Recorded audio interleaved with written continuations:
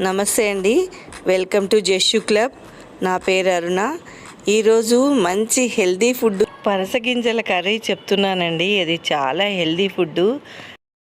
ఇది తీసుకోవడం వల్ల ఎన్ని యూజెస్ ఉన్నాయో, దేనికి యూజ్ వస్తాయో అన్నీ మీకు వివరంగా చెప్తాను. ఈ వీడియో మొత్తం స్కిప్ చేయకుండా చూడండి. ఫస్ట్ పనస గింజల్ని శుభ్రంగా కడిగేసుకొని 2 విజిల్స్ వచ్చే వరకు కుక్కర్ పెట్టుకోవాలి. దీనిలో పెనంలో కొంచెం పల్లి వేయించుకొని, కొబ్బరి పల్లి నూరేసుకొని మిక్సీ పట్టి ఒక పక్కన పెట్టుకోవాలి. 3-4 పచ్చిమిర్చి, 2 ఉల్లిపాయలు కట్ చేసుకొని అది మిక్సీ పట్టి పెట్టేసుకోవాలి. 2 టమాటాలు ముక్కలు చేసి దాన్ని మిక్సీ పట్టేసుకొని పెట్టుకోవాలి. కుక్కర్లో 2 విజిల్స్ పెట్టామండి. కుక్కర్లో ఇది బాగా ఉడికిపోయాయి.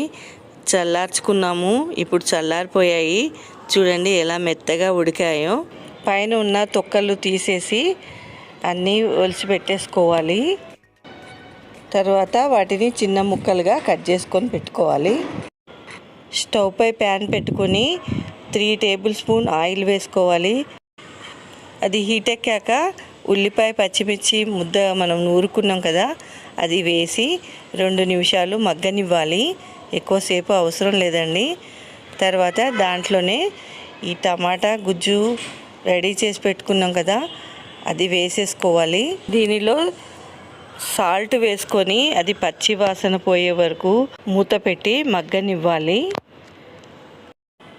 పనసగింజలు ఇలా కూర వండుకొని కానీ ఉడికించుకొని తింటే చాలా టేస్టీగా ఉంటుంది. కొందరు కాల్చుకొని కూడా తింటారు ఈ గింజల్ని.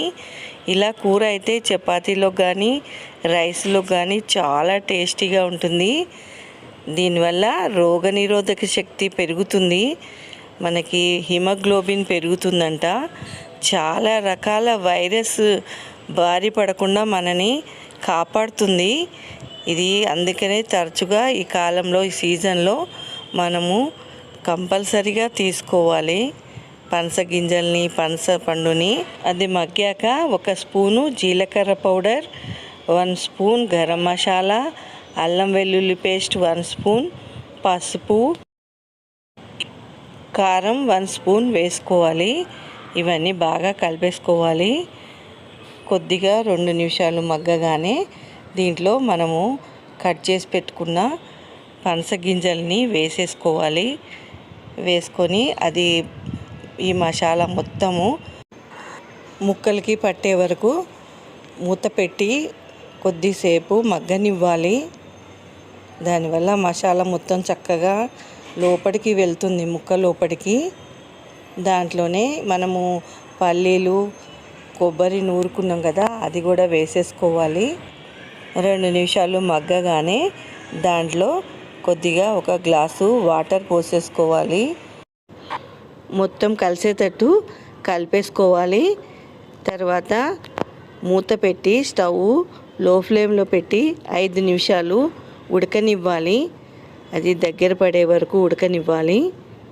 తర్వాత దానిలోనే పాలపైన మీగడ ఉంటుంది కదండి, అది కొంచెం వేసుకున్నాను టేస్ట్ కోసం. అది వేసేసుకొని కలిపేసి 1-2 నిమిషాలు ఉడకనివ్వాలండి. అయిపోయినట్టేనండి. ఇది వేడి అన్నంలో కానీ చపాతీలో కానీ వేడివేడిగా తింటే ఎంతో సూపర్ టేస్టీగా ఉంటుంది. చాలా బాగుంటుంది. ఇది తప్పక ట్రై చేసి చూడండి. ఈ వీడియో మీకు నచ్చినట్లయితే లైక్ చేయండి, షేర్ చేయండి. కొత్త వారైతే సబ్స్క్రైబ్ చేయండి.